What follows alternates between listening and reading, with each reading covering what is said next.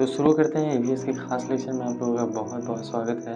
आज हम बहुत सारे शख्सियत के बारे में देखने वाले हैं जो हैं Louis Braille, Gregor Mendel, Bachendri Pal, Alberuni, Bachendri पाल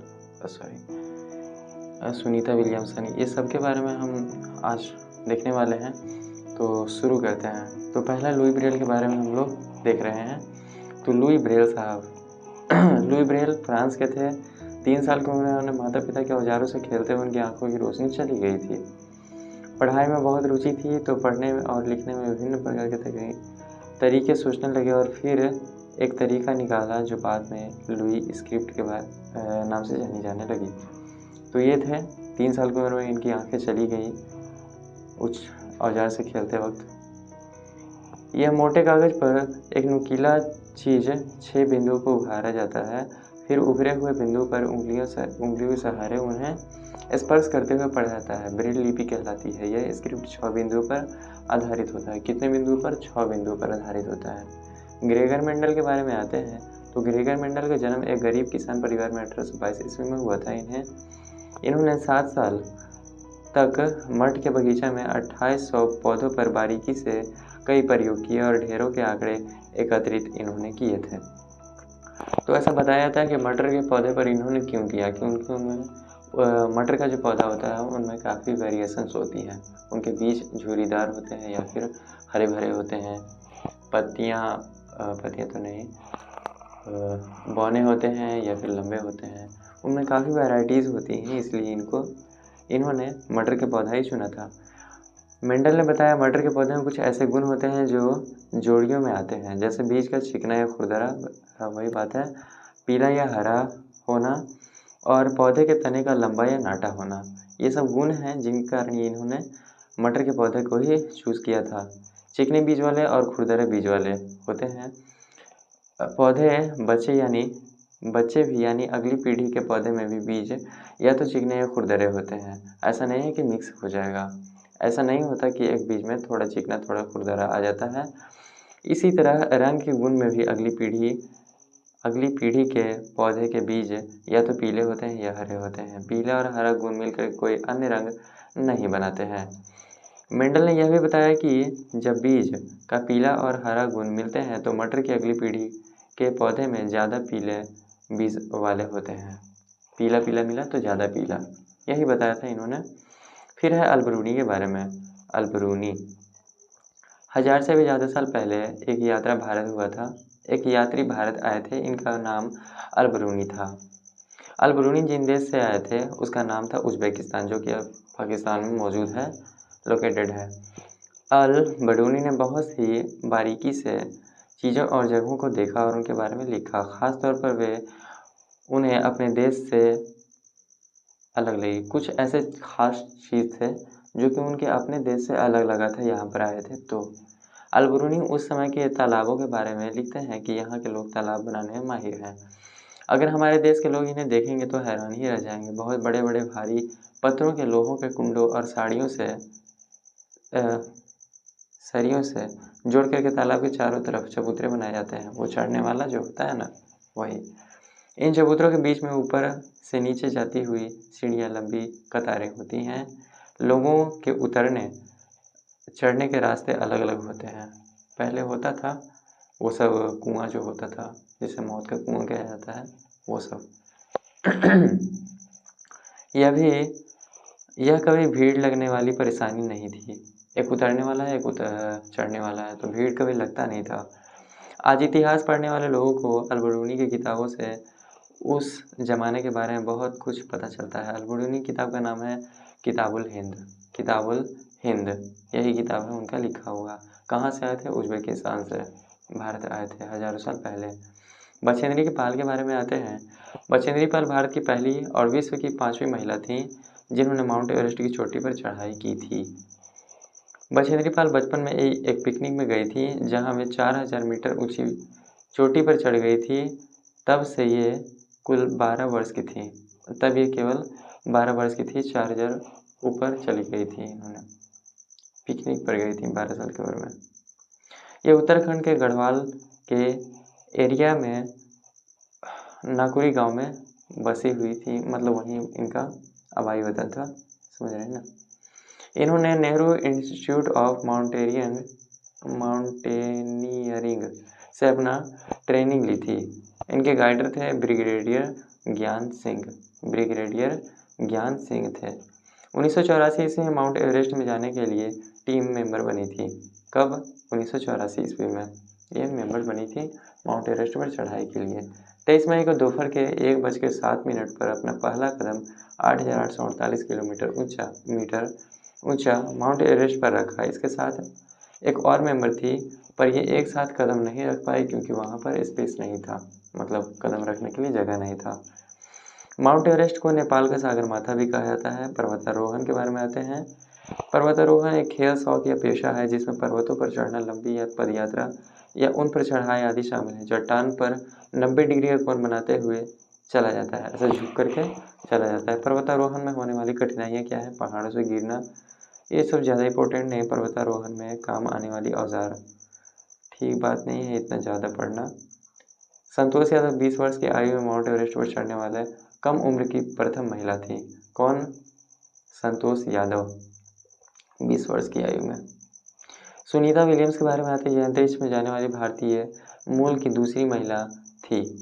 360 किलोमीटर दूर स्पेस में गई थी, उनका संबंध गुजरात में अहमदाबाद शहर से था। इन्होंने 195 दिन तक अंतरिक्ष में रहने का विश्व रिकॉर्ड स्थापित किया था। 195 दिन तक ये रहे थे। 365 दिन का होता है ना, आधा साल इन्होंने रह ही लिया, आधा साल से ज़्यादा। वाह, कमाल की है। पता ना औरत है कि मर्द है। सुनीता विलियम्स जून 1998 अमेरिका अंतरिक्ष एजेंसी नासा में चयन हुई थी। ये 1998 में 2008 में इन्हें विज्ञान और अभियांत्रिकी के क्षेत्र में भारत सरकार द्वारा पद्म भूषण सम्मानित किया गया था। कब? 2008 ईस्वी में। ठीक है। 16 अप्रैल 2007 को अंतरिक्ष में मैराथन दौड़ ऐसा करने वाली विश्व की पहली महिला बनी थी। 16 अप्रैल 2007 को अंतरिक्ष में मैराथन दौड़कर ऐसा करने वाली पहली महिला थी। ठीक है। सुनीता विलियम्स के अनुभव स्पेसशिप में, ज़्यादा कुछ खास बात नहीं है, ये सब पढ़ने का उतना फ़ायदा भी नहीं है। चलते हैं नीचे। नील आर्मस्ट्रांग चांद पर 15 कदम रखने वाले पहले शख्स थे, जो कि 1969 में रखे थे।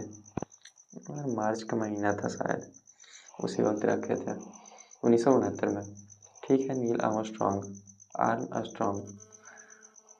भारत अर्जेंटीना के विपरीत देशांतर है, इसलिए भारत के लोग अर्जेंटीना के लोगों के सापेक्ष उल्टे हैं। यहाँ पर जो लोग रह रहे हैं और पीछे पृथ्वी के एकदम अपोजिट साइड में, इंडिया के एकदम अपोजिट साइड में कौन है? अर्जेंटीना देश है। ठीक है ना। राकेश शर्मा भारत के प्रथम और विश्व के 138वें अंतरिक्ष यात्री राकेश शर्मा का जन्म 13 जनवरी 1949 ईस्वी को हुआ था। पंजाब के पटियाला में हुआ था। पंजाब के पटियाला में राकेश शर्मा का जन्म हुआ था। ठीक है। वह 3 अप्रैल 1984 ईस्वी को सोवियत संघ के अंतरिक्ष यान सोयुज T-11 के अंतरिक्ष के लिए रवाना हुए थे। 7 दिन 21 घंटा और 40 मिनट स्पेस स्टेशन सैल्यूट 7 में बिताने के बाद वह धरती पर लौटे थे। 1984 में भारत सरकार द्वारा इन्हें अशोक चक्र से सम्मानित किया गया था। अशोक चक्र से सम्मानित किया गया। 1984 में इन्होंने सोवियत रूस के यूरी गागरिन केंद्र में अंतरिक्ष यात्री का प्रशिक्षण प्राप्त किया था। इन्होंने यूरी गागरिन केंद्र में प्रशिक्षण इन्होंने लिया था। कल्पना चावला के बारे में बात करते हैं तो ये भारत मूल अंतरिक्ष यात्री थी। भारतीय मूल की अमेरिका अंतरिक्ष यात्री थी। ये भारत की पहली महिला अंतरिक्ष यात्री थी। इनका जन्म 17 मार्च 1962 को करनाल में हुआ था, हरियाणा में। करनाल हरियाणा में इनका जन्म हुआ था। कल्पना चावला 1988 में कल्पना चावला ने नासा के एम्स अनुसंधान AIMS रिसर्च सेंटर से अपने व्यावहारिक जीवन की शुरुआत की थी। इन्होंने 1995 में नासा के अंतरिक्ष यात्री कोर में शामिल हुई थी। 19 नवंबर 1997 को उनके पहले अंतरिक्ष मिशन की शुरुआत हुई थी। वे कोलंबिया अंतरिक्ष यान STS-87 के 6 सदस्यीय दल का हिस्सा बनी थी। इसी दौरान इन्होंने 15 दिन 12 घंटे अंतरिक्ष में बिताई थी। 15 दिन 12 घंटे इन्होंने बिताई थी। ठीक है। 16 जनवरी 2003 को इन्होंने दूसरे अंतरिक्ष अभियान के लिए अंतरिक्ष यान कोलंबिया STS-107 से उड़ान भरी थी। 1 फरवरी 2003 को धरती पर वापस लौटते समय पृथ्वी के वायुमंडल में प्रवेश करते ही जल करके नष्ट हो गया और इसमें सवार सभी अंतरिक्ष यात्री की मृत्यु हो गई थी। कब? 2003 में, 1 फरवरी 2003 को। कल्पना चावला, इनको काफ़ी याद किया जाता है। उस वक्त भी हम बहुत छोटे थे, तब बात सुनने को मिलता था। ठीक है। लेफ्टिनेंट कमांड वहीद प्रिज्म, इनके बारे में देखते हैं। ये भारतीय नौसेना में डॉक्टर थी, डॉक्टर हैं, अच्छा थी, हैं बात से। Lieutenant commander Waheed prism, prism के बारे में याद करना है, ये जहाज़ पर रहती है, प्रिज्म जहाज़ पर। यह भारतीय नौसेना में डॉक्टर थी। नौसेना समुद्री जहाज पर काम करने वाली गिनी चुनी महिलाओं में से एक थी। एक है ये पहली महिला है जिन्होंने एक पूरी परेड की कमान संभाली थी। किसी भी सेना में यह बहुत बड़ी बात होती है। ठीक है। वही था प्रिज्म। इनका गांव धन्नाडू था, धन्ना मंडी। इनका गांव धन्ना मंडी है, जो कि जम्मू कश्मीर के राजौरी ज़िले में मौजूद है। राजौरी ज़िले में जम्मू कश्मीर से ये आती हैं। नौसेना के जहाज़ में जब परेड होती है तो पीछे 4 टुकड़ियाँ होती हैं, चलती हैं। इस पूरी परेड में 36 निर्देश देने होते हैं। 36 निर्देश देने होते हैं। 4 टुकड़ियाँ होती हैं, उनके पीछे चलने वाली। निर्देश इतनी ज़ोर से देने होते हैं कि सबसे पीछे वाली टुकड़ी के लोग भी सुन पाएँ, देखने वाले तक भी आवाज़ सुने जो मैदान की दूसरी तरफ बैठते हैं। काफ़ी ज़ोर से बोलना पड़ता है। वाहिदा प्रिज्म के इनके नाम में जो प्रिज्म जुड़ा है, इनका अर्थ होता है ऐसा कांच जो 7 रंगों को विक्षेपित कर देता है। वर्ण विक्षेपण आप लोग पढ़े होंगे फिजिक्स में, 10th में, वही है वाहिदा प्रिज्म। प्रिज्म का मतलब वही होता है। कर्णम मल्लेश्वरी, ये एक लेफ्टिनेंट आंध्र प्रदेश की रहने वाली हैं। क्या है? वेट लिफ्टर है, ठीक ना। आंध्र प्रदेश की रहने वाली हैं। 130 किलोग्राम तक भार उठा लेती हैं। भारत के बाहर इन्होंने 29 मेडल जीते हैं। भारत के बाहर कितने मेडल जीते हैं? 29। ठीक है। ओलंपिक पदक जीतने वाली पहली भारतीय महिला कर्णम मल्लेश्वरी थी। इन्होंने वेट लिफ्टिंग में महिला 69 किलोग्राम वर्ग में ग्रीस में ओलंपिक में कांस्य पदक जीता था। कांस्य पदक इन्होंने जीता था 2000 ईस्वी में। चमकता सितारा, सूर्यमणि एक चमकता सितारा है। चमकते सितारे उन साधारण लड़कियों की असाधारण कहानी है जिन्होंने स्कूल जाकर के अपनी ज़िंदगी बदल दी थी। सूर्यमणि चाहती थी कि लोग त्योहारों पर अपने गीत गाएं। पढ़ने में मन नहीं लगा ये, आगे देखते हैं। उसने उस जगह का नाम रखा तोरांग। कुड़ुक भाषा में तोरांग का मतलब होता है जंगल। तोरांग का मतलब जंगल। कुड़ुक भारत, नेपाल, भूटान तथा बांग्लादेश में बोली जाती है। कुड़ुक भाषा है। भारत में ये बिहार, मध्य प्रदेश, छत्तीसगढ़, झारखंड एवं पश्चिम बंगाल में उरांव जनजाति द्वारा बोली जाती है। उरांव भाषा भी कहते हैं इसे। डॉक्टर बिंदेश्वर पाठक, इनके बारे में देख लेते हैं। सुलभ अंतर्राष्ट्रीय संस्था के संस्थापक हैं बिंदेश्वर पाठक। इन्होंने स्वच्छता और सामाजिक सुधार आंदोलन की स्थापना की, जो राष्ट्रव्यापी स्वच्छता आंदोलन है। इन्होंने योगदान से लाखों गरीबों जीवन में सुधार हुआ था, जो मैलड होने के काम में लगे हुए थे या शौचालय खर्च नहीं उठा पाते थे। सन 1970 में सुलभ इंटरनेशनल की स्थापना की। सुलभ इंटरनेशनल मुख्यतः मानव अधिकार, पर्यावरण, स्वच्छता, ऊर्जा के तौर पर पारंपरिक स्रोतों और शिक्षा द्वारा सामाजिक परिवर्तन के क्षेत्र में कार्य करने वाली अग्रणी संस्था है सुलभ इंटरनेशनल। दांडी यात्रा के बारे में आते हैं। गांधी जी जो चलाए थे 1930 ईस्वी को। अंग्रेजों ने भारत के आम लोगों को नमक बनाने पर पाबंदी लगा थी, यानी उस पर टैक्स लगा दिया था, जिस कारण गांधी जी ने दांडी यात्रा शुरू की थी 1930 को। गांधी जी का कहना था, जो चीज़ हमें कुदरत दी है उसे बनाने में बंदिश कैसी। कहना सही था। इन्होंने लोगों के साथ मिलकर के अहमदाबाद से दांडी के समुद्र तट तक लंबी यात्रा की थी। बताया जाता है कि 240 किलोमीटर था।